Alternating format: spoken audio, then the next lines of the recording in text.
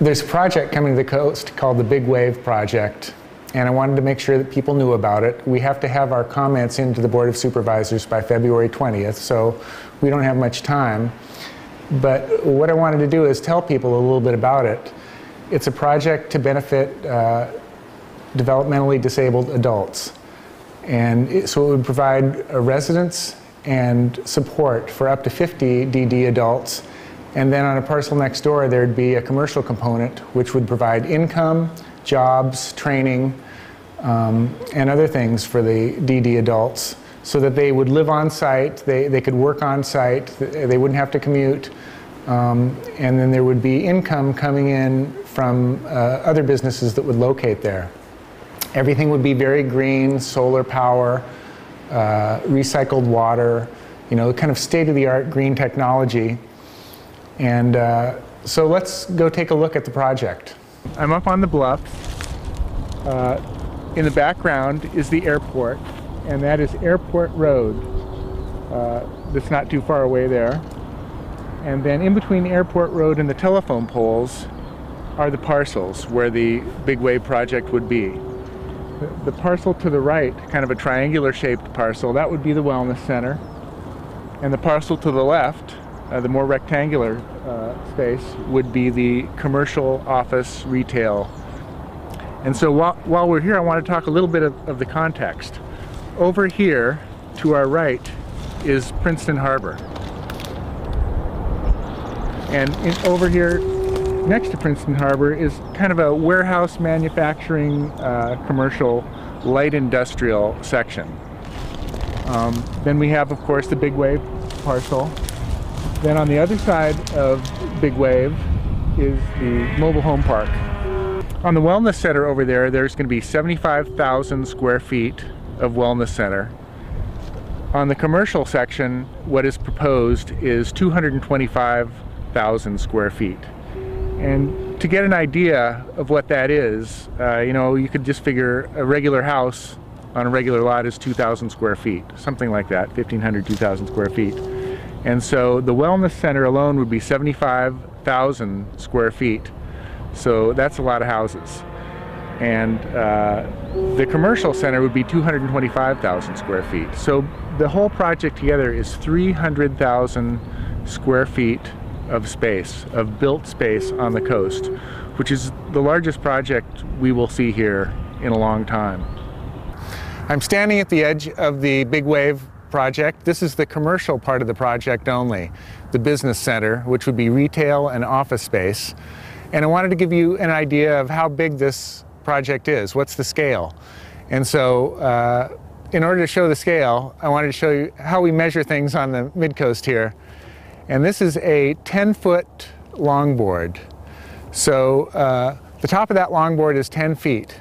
And so I want to show you how big the buildings are. The buildings are going to be not 10 feet tall, not two longboards, not 20 feet tall, not 30 feet tall, not 40 feet tall, but over 50 feet tall. So this is going to be a very, very tall structure. And there won't be just one structure here. There will be 4 very large structures here. They will be 50 feet tall, they will be 200 feet long, and they will be 80 feet wide. So the volume of these structures is so great that in order to compare it to something else, compare it to a 2-story, 2,000 square foot house, which would have a footprint of about 1,000 square feet, would be about 25 feet tall. 30 regular 2-story houses on the coast would fit inside each building.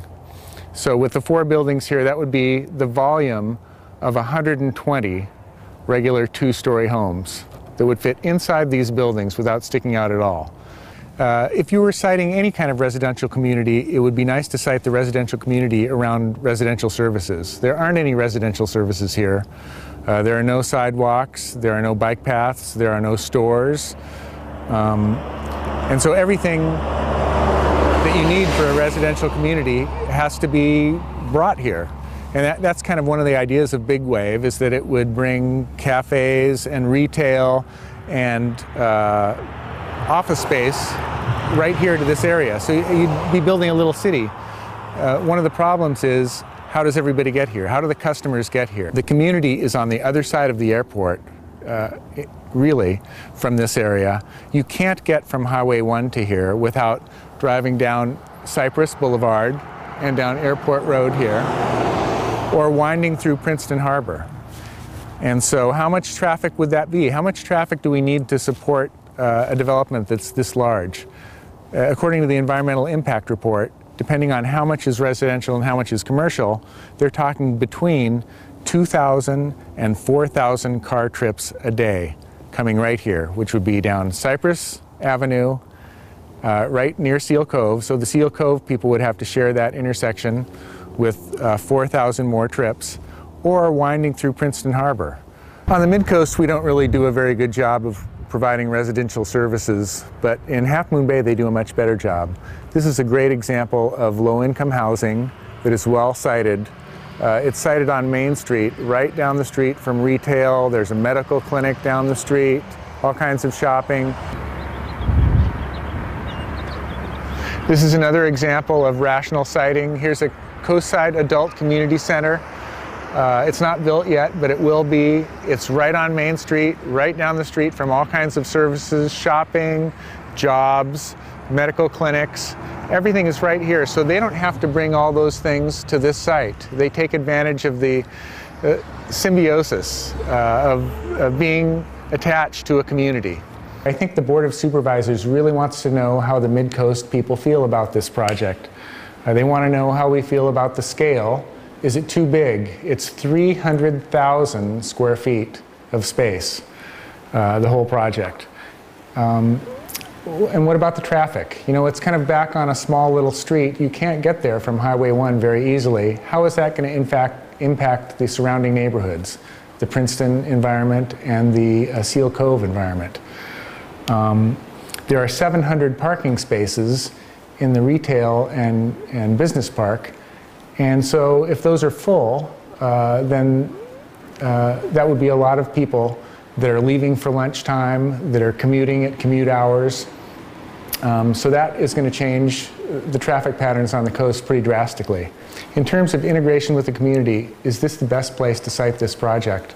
Would it be better to site the project around existing community members rather than out all by itself in a backed field in Princeton? This is an important issue. The county would love to hear what the people of the Mid-Coast have to say on this issue. Please come to the Mid-Coast Council meeting February 11th, 7:30 at Seton Coastside. Thanks.